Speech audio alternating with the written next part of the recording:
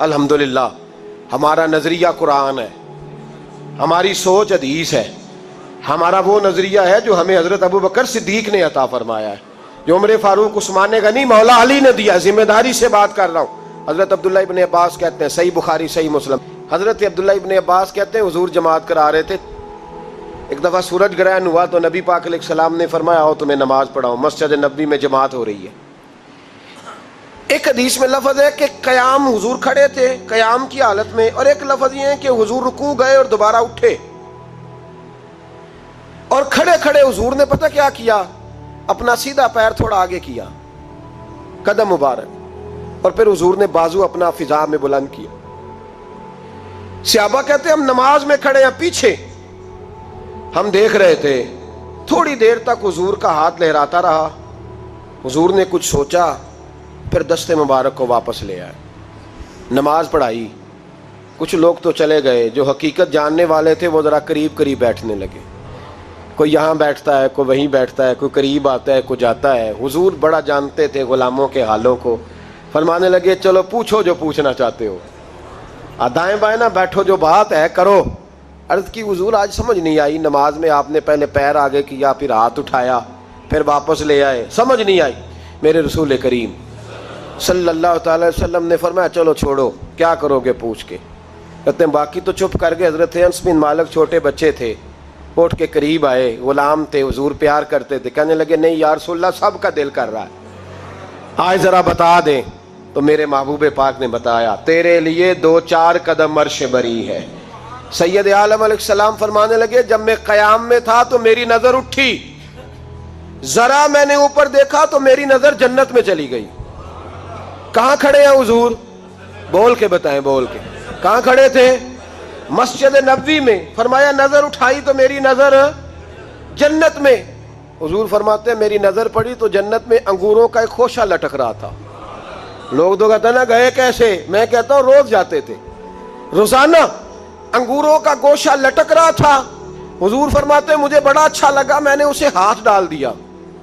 فرماتے ہیں جب میں نے دبوچ لیا نا، پکڑ لیا، یعنی حضور فرماتے ہیں میری صرف جنت میں نظر نہیں جاتی، میرا ہاتھ بھی جاتا ہے، اور مجھے کوئی روکتا نہیں، مجھے مالک جنت سے پوچھنے کی ضرورت نہیں، اس لیے کہ جس رب نے جنت بنائی ہے اس نے بنا کے اپنے نبی کو اختیار عطا فرمایا ہے۔ حضور فرمانے لگے میں نے پکڑ لیا تھا اور میرا دل کیا کہ میں اتار کے لاؤں، میرے غلام کھائیں۔ اور صحابہ کہتے ہیں حضور بتا رہے تھے تو چہرہ مبارک چمک رہا تھا۔ فرمانے لگے اگر میں اتار کے لے آتا تو تم قیامت تک کھاتے رہتے، تم سے ختم ہی نہیں ہونا تھا۔ تو صحابہ کہتے ہیں ہماری دلچسپی اور بڑھ گئی، حضور پھر توڑا کیوں نہیں؟ تو محبوب فرمانے لگے اس لیے نہیں توڑا کہ جنت راز ہے تو راز ہی رہنا چاہیے، جنت راز ہے تو یہ راز ہی رہنا چاہیے، اللہ کے رازوں سے پردہ نہ اٹھے تو بہتر ہے۔ اور میرے بھائی جو محبوب زمین پہ کھڑے ہوں اور ہاتھ لہرائیں تو جنت تک جاتا ہے، تو انہیں جنت میں جانے میں دیر لگتی ہے، انہیں اللہ کے عرش الہی کے قریب جانے میں دیر لگتی ہے۔ عجیب۔ اور یہ بحثیں آج نہیں ہو رہی ہیں، بڑی پرانی ہو رہی ہیں، بڑی پرانی۔ ایک زمانہ تھا لوگ کہتے تھے کہ جناب حضرت سلیمان علیہ السلام کا تخت کیسے اڑتا تھا ہوا میں، پھر کہتے تھے جناب وہ ابابیلوں نے کنکر مارے تو ہاتھی کیسے مر گئے، اتنا سا کنکر ہوتا ہے، اتنے بڑے ہاتھی کو لگے تو ہاتھی کیسے مر سکتا ہے۔ مسلمان ایسے کہہ دیتے ہیں الم تر کیف فعل ربک باصحاب الفیل، معاذ اللہ لوگ اعتراض کرتے تھے۔ یہ آج بھی نا ہمارے بچے جو سائنس پڑھنے جاتے ہیں نا، پیٹرولیم کے 1-2 اسٹوڈنٹ مجھے ایک دفعہ ملے تو وہ یہ سارے سوال اٹھاتے تھے، وہ جی چھوٹے سے کنکر سے اتنا بڑا ہاتھی کیسے مار سکتا ہے؟ پھر کچھ وقت نکلا تو بندوق کی گولی ایجاد ہو گئی، پھر کہنے لگے نہیں پریشر سے لگے تو مر جاتا ہے، پریشر سے لگے تو گولی کتنی ہوتی ہے، وہ کنکر سے بھی چھوٹی ہوتی ہے۔ کہنے لگے نہیں پریشر سے لگے تو، پھر اس وقت کی عقلیں چوپ ہیں، اب دوبارہ ابابیلوں پہ اعتراض نہیں آیا۔ پھر کہتے تھے حضرت سلیمان کا تخت 4 بندے بٹھا کے کیسے اڑتا تھا، اب جب سے جہاز ایجاد ہوا ہے نا، وہ 550 بندہ بٹھا کے اڑنا شروع کر دیتا ہے، اور ان کا سامان بھی 30-30 کلو۔ اب دوبارہ کسی نے حضرت سلیمان کے تخت کا نام، کیا خیال ہے آپ کا؟ چلیں وہ تو بات ہے نا حضور کے براق کی، رف رف کی، حضور کے جانے کی. کسی کی سمجھ میں جہاز آیا کبھی؟ جی اس کے اندر بیٹھ کے جب وہ فضا میں بلند ہونے لگتا ہے تو پھر ایک دوسرے نوانے نے بھائی اللہ دی قدرت ہی جے. اس وقت ایک دوسرے کو مشورہ دے رہے ہوتے ہیں کہ بھائی یہ قدرت یہ اللہ دی قدرت ہی جے. تو میں کئی دفعہ ہنس پڑتا ہوں، تو مجھے بھی کچھ بزرگ کہتے ہیں کئی دفعہ دائیں بائیں، حضرت جی اللہ دی قدرت ہی ہے. میں کہنا تسی جڑے بیٹھے ہو بھی اللہ دی قدرت یہ، اللہ جہاز نہیں اللہ دی قدرت. ذرا تیرے دل کو دھچکا لگا ہے تو کہتا ہے اللہ کی قدرت ہے. خدا کے بندے تیرے ساتھ والے کئی قبرستانوں میں چلے گئے، تو اگر بیٹھا ہوا ہے تو یہ بھی اللہ کی قدرت ہی ہے. تو اس وقت سے لوگوں نے اب حضرت سلیمان کے تخت پر اعتراض کرنا. ایک زمانہ تھا کہ جب ہم یہ حدیث بیان کرتے تھے کہ نبی پاک نے انگلی کا اشارہ کیا تو چاند قدموں میں آ گیا. لوگ کہا کرتے تھے جی چاند سے انسان کا تعلق ہو ہی نہیں سکتا، کیسے چاند آ سکتا ہے؟ اور یہ جو اعتراض کرنے والے ہیں نا شان مصطفیٰ کا، یہ پہلے بولا کرتے تھے، یہ کہتے تھے جی نہیں چاند وہ تو روایت تھی، وہ تو ان کی آنکھوں کو یہ ہو گیا تھا.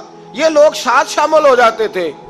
اب جب سے انسان چاند پہ چلا گیا اب چپ کر گئے، اب خاموش ہو گئے. تو یہ زمانے کے ساتھ لوگ بدلتے ہیں. اگر نہیں بدلے تو صحابہ کے عقیدے نہیں بدلے، اگر نہیں بدلی تو داتا علی اجویری کی بات نہیں بدلی، اگر نہیں بدلے تو خواجہ اجمیری نہیں بدلے، اور آج کے اس زمانے میں اگر نہیں بدلے تو بریلی کے امام احمد رضا فاضل بریلوی نہیں بدلے. وہ جو پہلے دن کہتے تھے وہ آج بھی وہ کہتے تھے مصطفیٰ جان رحمت پہ. اور لفظ پہ غور کریں، جان رحمت عام نہیں، رحمت کی بھی، مصطفیٰ جان رحمت پہ، شم بزم ہدایت پہ لاکھوں. اور جس کو بارے دو عالم کی پرواہ نہیں، ایسے بازو کی قوت پہ. اور پھر فرمانے لگے کس کو دیکھا یہ موسیٰ سے پوچھے کوئی.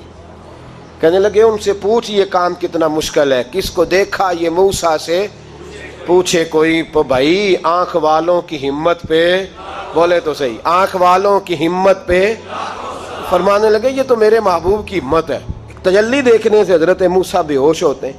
تو یہ عقل کے گھوڑے دوڑانے والے لوگ بڑی جلدی تھک جاتے ہیں، لیکن جنہوں نے اپنے ایمان کی بنیاد رسول اللہ کی عزت پہ رکھی ہوئی ہے، اور جنہوں نے اپنے آج ہمارا یہ بہت بڑا المیہ ہے. بات آ گئی ہے تو میں ایک پہلو اور بھی ڈسکس کر دوں آپ کے ساتھ. یہ المیہ ہے. لوگ ہمیں کہتے ہیں کہ دین کا کام کرنا ہے تو جیب دیکھ کے کرو. رب ہمیں کہتا ہے کہ جو تمہاری جیب میں ہے وہ تو چند آنے ہیں اور تمہارے رب کے پاس خزانے ہیں. تم غیبی طاقتوں پہ، ہمیں لوگ کہتے ہیں کہ اسلحہ دیکھ کے، بندے دیکھ کے جہاد کرو، اور رب قرآن میں کہتا ہے وَلَقَدْ نَصَرَكُمُ اللَّهُ بِبَدْرٍ وَأَنْتُمْ أَذِلَّةٌ. فرمایا تم تو کمزور تھے بدر میں، وہ جو تمہاری مدد آئی تھی وہ تمہارے رب نے فرمائی تھی. اللہ مدد فرماتا ہے امت مسلمہ، لیکن ہمارا حکمران ڈرتا ہے، صلح کر لیتا ہے، بھاگ کے جاتا ہے، ان کے ساتھ مل جاتا ہے. انہیں اصل میں ان غیبی طاقتوں پر، ان خدائی قوتوں پر، ان قدرتوں پر یقین، اس لیے کہتے ہیں نہیں میری عقل میں نہیں آتی. ہمارے ہاں تو غوث اعظم کی کرامت لوگ بیان کرتے ہیں تو شرم کر کر کے بیان کرتے ہیں. کیسے ہو سکتا ہے؟ میں نے کہا تھا اس وقت بھی ربیع الثانی میں بھی حضرت غوث اعظم رضی اللہ تعالیٰ عنہ سبق پڑھاتے پڑھاتے ہاتھ آگے کیا پھر پیچھے کر لیا تو آپ کے شاگرد کہتے ہیں سارا بھیگ گیا ہاتھ. تھوڑی دیر کے بعد ہم نے پوچھا حضور یہ کیا تھا؟ فرمایا سبق پڑھو، تمہارے والی بات نہیں. چند منٹ گزرے، کچھ لوگ آ گئے. ہم نے ان سے پوچھا تم کیسے آئے ہو؟ تم تو بحری سفر پہ تھے. کہنے لگے ڈوبنے لگی تھی کشتی، ڈوبنے لگی تھی. ہم مرید تھے غوث پاک کے، ہم مرید تھے تو ہم نے پکارا ہے تو ایک ہاتھ برآمد ہوا ہے، اس نے ہمیں بچا لیا ہے. سنی کو بھی شرم آتی ہے یہ بات کرتے. یہ کیسے ہو سکتا ہے؟ غوث پاک سبق بھی پڑھا رہے تھے، وہاں بھی تھے. مجھے بھی لوگ روک کے پوچھتے ہیں جناب یہ کیسے ہے؟ تو میں نے کہا یہ اس لیے تو نے پوچھا ہے کہ تو نے قرآن پاک نہیں پڑھا. تو شرم نہیں تجھے آتی بات کرتے کہ غوث اعظم کی کرامت پہ تو کانوں کو کھجلی کرتا ہے؟ رسول اللہ کے غلام کی کرامت تجھے ہضم نہیں ہوتی؟ حالانکہ تو روز سورہ نمل کے اندر پڑھتا ہے کہ حضرت آصف بن برخیہ کو جناب سلیمان نے کہا تخت لاؤ، نہ وہ غائب ہوئے نہ وہ وہاں سے گئے، اور آیا کتنی دیر میں؟ آنکھ جھپکنے سے آیا کہ نہیں آیا؟ پہنچا کہ نہیں؟ ماننے والا مسلمان کے غیر مسلم؟ نہ ماننے والا کافر. تو حضرت سلیمان کے غلام کی شان تو مانتا ہے، اور رسول اللہ کے غلام کی عظمت کی باری آتی ہے تو دکانوں پہ کھجلی کرتا ہے.